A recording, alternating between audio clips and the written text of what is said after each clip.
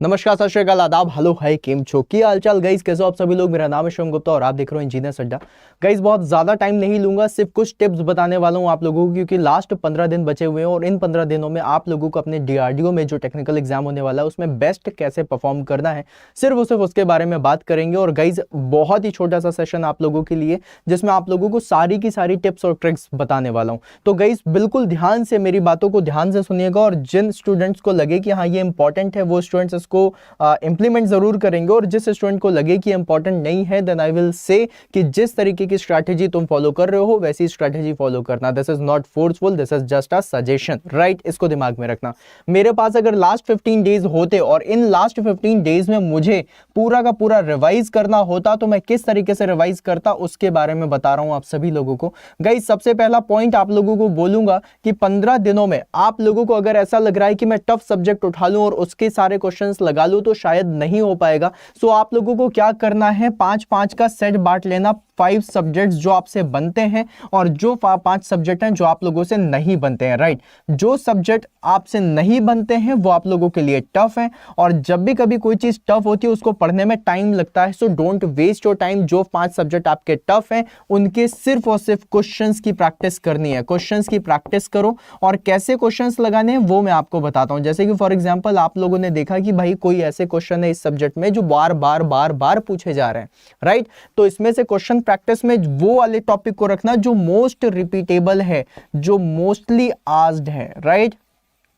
जितनी बार ये वाला क्वेश्चन पूछा गया है ना उतने ज्यादा चांसेस होते हैं इस क्वेश्चन के पूछने के, राइट। अब ये क्या है क्वेश्चन प्रैक्टिस में जो आप लोगों ने देखा मोस्टली आज, ये क्या होता है, एक होता है क्वेश्चन जो बार बार रिपीट होता है, और एक चीज और होती है उसको हम लोग क्या बोलते हैं, कॉन्सेप्ट जो बार बार रिपीट हो रहा है, राइट।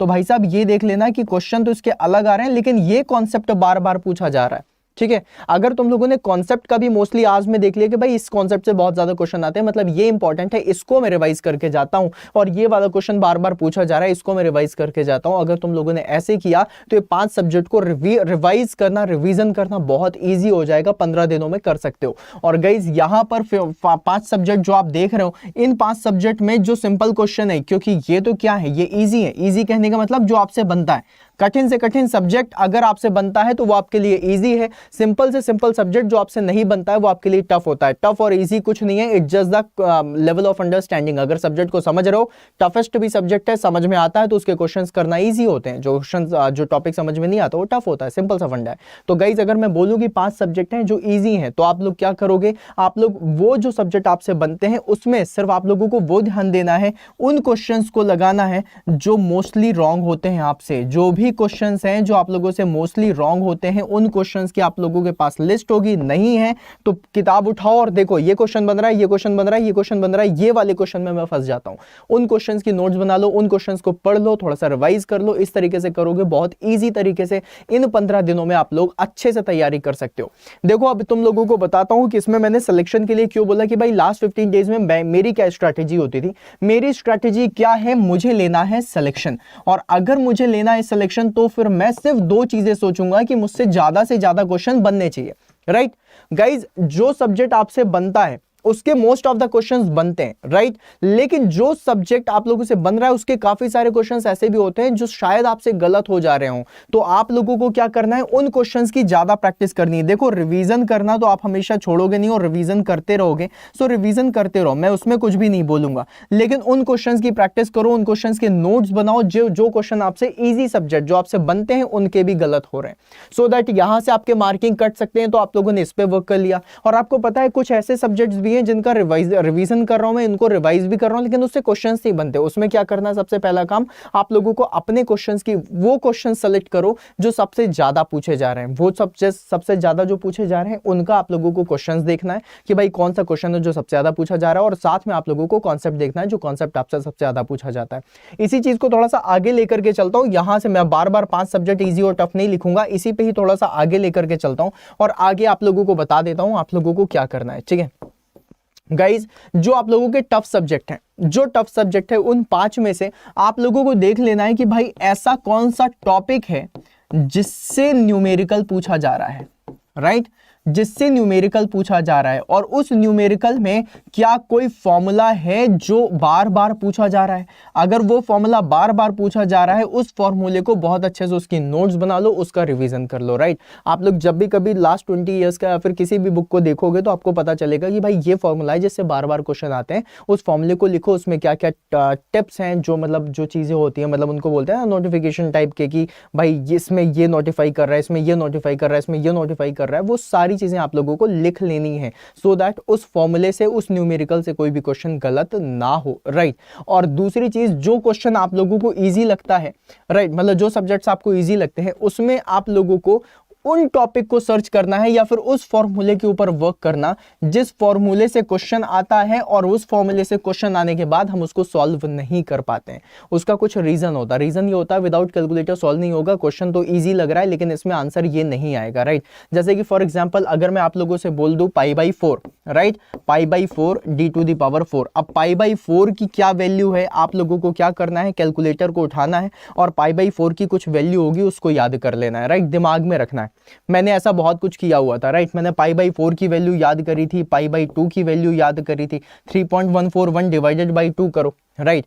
π/4 की वैल्यू को देख लो, भाई इसकी वैल्यू कितनी होती है, π/2 की वैल्यू देख लो, क्योंकि ये आप लोगों से क्वेश्चन पूछे जाएंगे, ठीक है।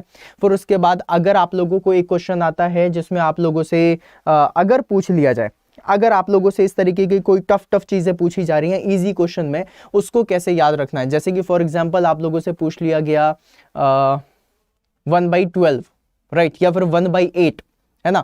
जैसे कहीं पर लिखा हुआ था 7/8, अब आपको 7/8 को कैलकुलेट करना है, लेकिन 7/8 का कैलकुलेशन आप लोगों से नहीं हो पा रहा, राइट। तो अब आप इसको कैसे करोगे। या फिर चलो मैंने लिख दिया 5/6, राइट। अब 5/6 इसको कैलकुलेट करना है, कैसे करोगे, नहीं हो पा रहा है, राइट। तो आप लोगों को क्या करना है, इसके रेसिप्रोकल को याद करके रखिएगा, राइट। जैसे कि 1/8 का रेसिप्रोकल अगर मैं करता हूं या फिर 1/8 की वैल्यू निकालता हूं तो 0.125 आती है, राइट। और अगर मैं इसकी बात करूं 6 की तो कितनी होती है, 0.166 होती है। और 0.166 को अगर मैं 5 से मल्टीप्लाई करूं तो 16 पंचे 80, नियर बाई 8 के करीब आंसर आएगा।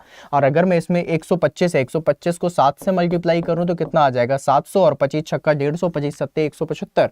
तो कहने का मतलब क्या हो गया कि भाई 150 तो तुमको मतलब 700 तो यहां से मिल गया, 175 यहां से, मतलब 8.75 देख लेना, इसका आंसर 8.75 के करीबन होना चाहिए, मतलब 0.8 मतलब 0.875, राइट, 0.875। तो इस तरीके से जब तुम वैल्यूज निकालोगे तो तुम्हारे लिए इजी हो जाएगा, राइट। तो आप लोगों को ये थोड़ा सा कुछ टिप्स और ट्रिक्स हैं जो मैंने आपको बताई हैं, जो लास्ट 15 डेज में कर लेना, क्योंकि ये सारी चीजें जिंदगी भर याद करने की नहीं है। इन 15 दिनों में इवन अपने एग्जामिनेशन तक में तुम्हें याद रहेंगी, तो उसका तुम्हें बहुत बेनिफिट मिल जाएगा, क्योंकि ये सारी चीजें कुछ ऐसी हैं जो बहुत ज्यादा आप लोगों को समझने की जरूरत है, राइट। अलॉन्ग विद दैट आप लोगों को कुछ चीज़ें और बता देता हूं। ऐसे बहुत सारे स्टूडेंट्स होंगे जिनको लग रहा होगा कि सर कुछ सब्जेक्ट्स ऐसे हैं जो मुझसे नहीं बन रहे हैं, या फिर कुछ सब्जेक्ट्स ऐसे हैं जैसे कि मान लो आप लोगों ने बोल दिया आईसी इंजन है, आईसी इंजन सर मुझे पूरा रिवाइज करना है, लेकिन मैं किताब से या नोट से रिवाइज नहीं करना चाहता। उन सभी लोगों के लिए आप लोगों के पास डीआरडीओ का बैच भी है, राइट। डीआरडीओ का बैच भी है। अगर किसी के पास नहीं है तो मैं उसकी इन्फॉर्मेशन दे दूंगा, और अगर है तो आप लोगों को बता दूं। डीआरडीओ के बैच में आप लोगों को लाइव प्लस रिकॉर्डेड वाला जो ऑप्शन है वो मिल रहा है। तो रिकॉर्डेड सेशन आप लोगों के पास है। इन रिकॉर्डेड सेशन को आप लोगों को क्या करना है, इन रिकॉर्डेड सेशन को 2x स्पीड में देखना शुरू कर दो। जैसे ही आप लोग 2x स्पीड में देखना शुरू करोगे, जल्दी से जल्दी आपका सब्जेक्ट्स भी खत्म हो जाएंगे और जल्दी से जल्दी आप लोग तैयारी भी कर लोगे, राइट। तो गाइज ये वाली चीज दिमाग में रखिएगा। अब आप लोगों को ये बता देता हूं, अगर किसी स्टूडेंट के पास बैच नहीं है तो वो किस तरीके से उस बैच में जा सकता है, ये भी बता देता हूं, राइट। तो सबसे पहले आप लोगों को कहां जाना है, अड्डा 24/7 में जाना है। मैं ओपन करके दिखा देता हूं। अड्डा 24/7 कैसे आप ओपन करोगे, यहां पर लिख देना अड्डा 24/7। जैसे ही आप लिखोगे आपको वेबसाइट दिखाई देगी, वेबसाइट में जाना। ऑल कोर्सेज में जैसे ही आप लोग जाओगे, ऑल कोर्सेज में क्लिक करना। यहाँ पर गेट इंजीनियरिंग एग्जाम्स में देखो डीआरडीओ कहीं दिख रहा है, और मुझे डीआरडीओ दिख गया, यहाँ पर लिखा हुआ है। इस डीआरडीओ में जाना। जैसे ही आप डीआरडीओ में क्लिक करोगे, आप लोगों को इतने सारे बैचेस दिख रहे हैं, और इनमें से जो आप लोगों का टेक्निकल के बैचेस हैं वहाँ पे दिख रहे हैं। जैसे कंप्यूटर साइंस का हो गया, इलेक्ट्रॉनिक्स का हो गया, या मैकेनिकल का हो गया। आप किसी के भी बैच को ओपन कर सकते हो। जैसे आप इस बैच को ओपन करोगे, आपको बैच दिख जाएगा। इसमें आपको रिकॉर्डेड वीडियो सारे सब्जेक्ट्स के मिल जाएंगे। आप लोग देखो यहाँ पर अप्लाई करोगे कूपन कोड, तो कूपन कोड अप्लाई करने के बाद ये वाला जो बैच है आप लोगों का ये वाला जो बैच है जो आप लोगों ने यहाँ पर अप्लाई किया कूपन कोड, ये हो रहा है 7200 का, मतलब 7200 का। इस अप्लाई जो सेंटा लिखा हुआ है, इसको अगर अप्लाई करते हो तो 2100 रुपीज़ का ये वाला बैच होता है। लेकिन मैं आप लोगों को एक और भी बढ़िया सा कूपन कोड दे देता हूँ जिसका नाम है, जिसको याद रखिएगा, Y166, राइट। Y166 जैसे ही आप अप्लाई करोगे ये वाला बैच 1900 रुपीज़ का हो जाएगा। मतलब सबसे ज़्यादा कम आपको किस में मिलेगा, इसी में ही। तो याद रखिएगा Y166 का यूज करना है, और Y166 से आप लोगों को मैक्सिमम 78% का डिस्काउंट मिल सकता है। अगर आप लोग एप्लीकेशन में जाओगे थ्रू कॉइन्स, आप लोग यहाँ पर जा करके एनरोल करते हो खुद को। तो अगर अभी तक नहीं किया है तो आप लोग कर सकते हो। और गाइज एक चीज़ और भी है जो मुझे बताना है, इस समय महापैक में चल रही है डबल वैलिडिटी। तो अगर महापैक भी ज्वाइन करना चाहते हो तो महापैक को ज्वाइन कर लेना, वो और भी अच्छा है। 2 ईयर्स की मिल जाएगी। कोड आपका वही है Y166, इसका यूज़ करिए और जा करके खुद को एनरोल करिए और तैयारी बढ़िया तरीके से करिए। कोई भी डाउट हो, कोई भी परेशानी हो तो मैं महापैक और डीआरडीओ की बैच की लिंक इस सेशन के एंड में डलवा दूंगा, कॉमेंट बॉक्स में मिल जाएगी, जा करके वहाँ से ज्वाइन कर सकते हो। कोई डाउट हो तो कॉमेंट बॉक्स में ही डाल देना, ठीक है। मिलते हैं फिर अपन नेक्स्ट सेशन में, तब तक के लिए बाय बाय गाइस।